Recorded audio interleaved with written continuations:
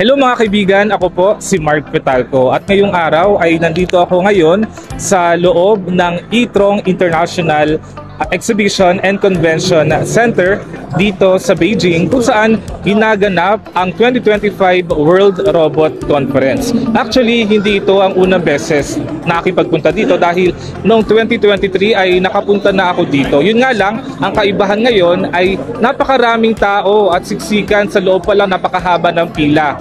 Pero super excited ako ngayon dahil balita ko ay nasa mahigit 100 na mga bagong robot ang i-display ngayon dito sa loob. Kaya tara, samahan niyo ako. Taon-taon ginaganap sa Beijing ang World Robot Conference na dinarayo ng libu-libong bisita mula sa iba't ibang bansa. Dito ipinapakita ang mga pinakabagong imbensyon at AI technology na posibleng magamit natin sa pang-araw-araw. Dito sa World Robot Conference, isa sa mga agaw pansin ay itong robot dog na ito.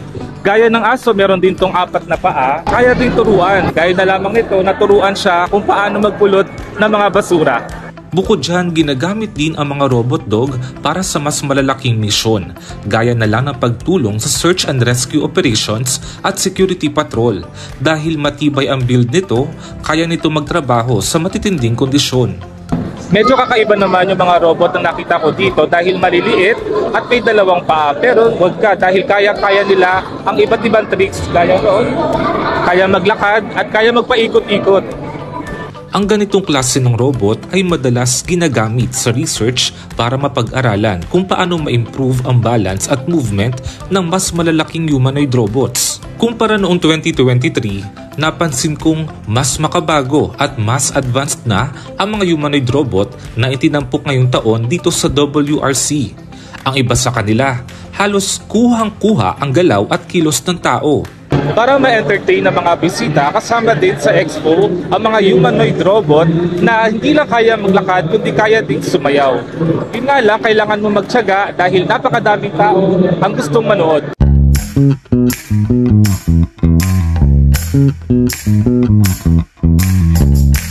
Bukod sa entertainment, ang mga humanoid robot ay pwedeng i-program para sa customer service o public events.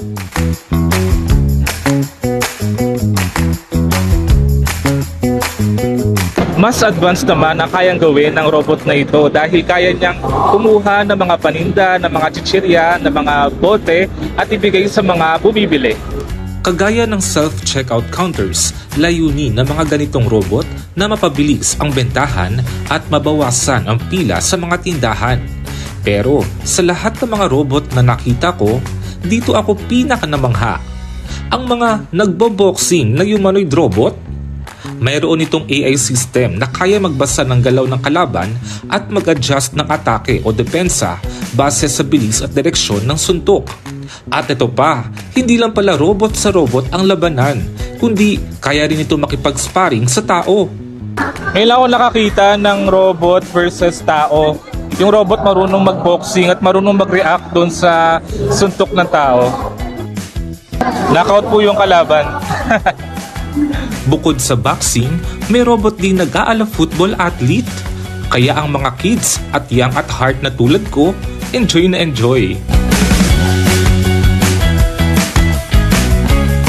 May nakita kong interesting dito. Dito, pwedeng magpa-laundry, pero ang magtutupi ng damit mo ay robot.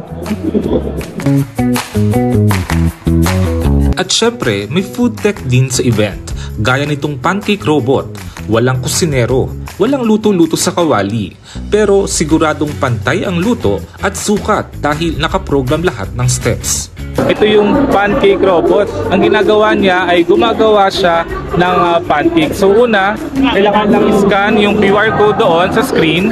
Tapos ay automatic na itong gagawa ng pancake. So makikita ng mga tao doon sa kabilang side kung paano na yung process nung paggawa ng pancake. At doon sa screen naman, makikita mo kung ano na yung procedure. And then within 2 minutes lang ay pwede nang i-serve yung pancake. Ayan, sobrang bilis lang pala maluto nitong pancake na in-order natin dito sa robot. So ito mainit-init pa, after 2 minutes na serve na sa akin.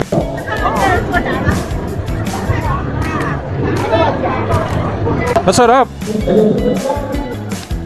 Iba-iba man ang disenyo at layunin ng bawat robot na nakita ko, lahat sila ay patunay kung gaano kabilis ang pag-usad ng teknolohiya at kung paano nito binabago ang paraan ng ating pamumuhay.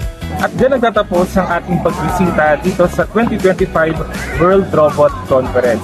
Napaka-informative, interesting at entertaining yung mga nakita nating robot. At sana kayo din nag-enjoy at madaming natutunan sa ating video. So maraming salamat. Muli ako po si Mark Vitalco. Bye-bye.